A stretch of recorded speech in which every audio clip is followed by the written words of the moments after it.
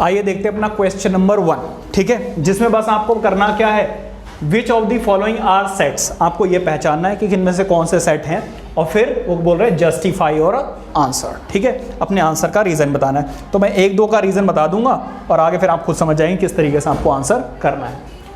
पहले तो बेटा ये देखिए, the collection of all the months of a year beginning with letter J. बेटा जे से शुरू होने वाले मंथ्स कौन से हैं बताइए जरा। जैन, फिर जून और फिर जुलाई। तो बताओ बेटा ये एक सेट है या नहीं है? तो बेटा ये एक सेट है because this is well defined. Well defined को तो आप किसी से भी आंसर पूछ लीजिए, सभी का आंसर क्या रहने वाला है, सेम। इसके बाद the collection of 10 most talented writers of India. बेटा ये एक सेट नहीं है, why? Because this is not well defined. बेटा देखो 10 मोस्ट टैलेंटेड राइटर्स, हो सकता है किसी को बड़े बड़े राइटर्स पसंद हो, लेकिन कोई कहे बेटा ये छोटा सा बच्चा है, ये ऐसी कविताएं लिखता है, ऐसी चीज़ें लिखता है, आपका दिल खुश हो जाएगा। तो बेटा उसकी पसंद वेरी कर गई। वो कह रहा है कि भाई इसकी एज कम है, उसके अकॉर्डिंग आप कंपेयर कीजिए कि इसकी थिंकिंग लेवल क्या है। तो बेटा यहाँ पर person to person 10 most talented writers जो हैं वो वेरी करेंगे, therefore this is not a set. Because reason क्या लिखोगे, this is not well defined, answer will vary person to person, ठीक है।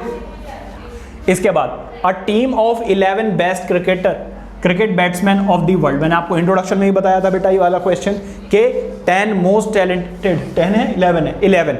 बेटा ये जो है हमेशा वेरी करेगा, पसंद जो है वो हमेशा पर्सन टू पर्सन वेरी करेगी। तो आप बोलोगे since this is not well defined and answer will vary person to person, therefore this is not a set, ठीक है। इसी तरीके से बेटा 4th पे आ जाए, the collection of all boys in your class. आपकी क्लास में बेटा कितने बच्चे हैं, पूरी दुनिया को बता दीजिए पहले तो आप, फिर आप पूछिए बेटा सबका आंसर सेम होगा या नहीं होगा, obviously. So this is a set because this is well defined. बस इतना ही लिखना है, जो सेट है उसमें इतना ही लिखा, दिस इज वेल डिफाइंड। आगे, the collection of all natural numbers less than 100। बेटा किसी से भी पूछ लो नेचुरल नंबर्स लेस देन कौन से होते हैं, 1 2 3 डैश डैश डैश, कहाँ तक जाएगा बेटा, 99 तक।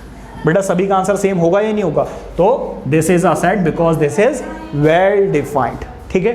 आगे आ जाइए बेटा, the collection of novels written by the Munshi Premchand, written by the writer Munshi Premchand. बेटा मुंशी प्रेमचंद जी ने कितनी नॉवेल्स लिखी हैं आपको पता है? नहीं पता, मुझे पता है, नहीं पता है। लेकिन अगर सबने पढ़ रखा हो, उनके बारे में सबने डिटेल निकाली होती और फिर आप सबसे आंसर पूछिए, सबका आंसर क्या रहने वाला है, सेम रहने वाला है। इसीलिए बेटा ये सेट है because this is well defined, ठीक है।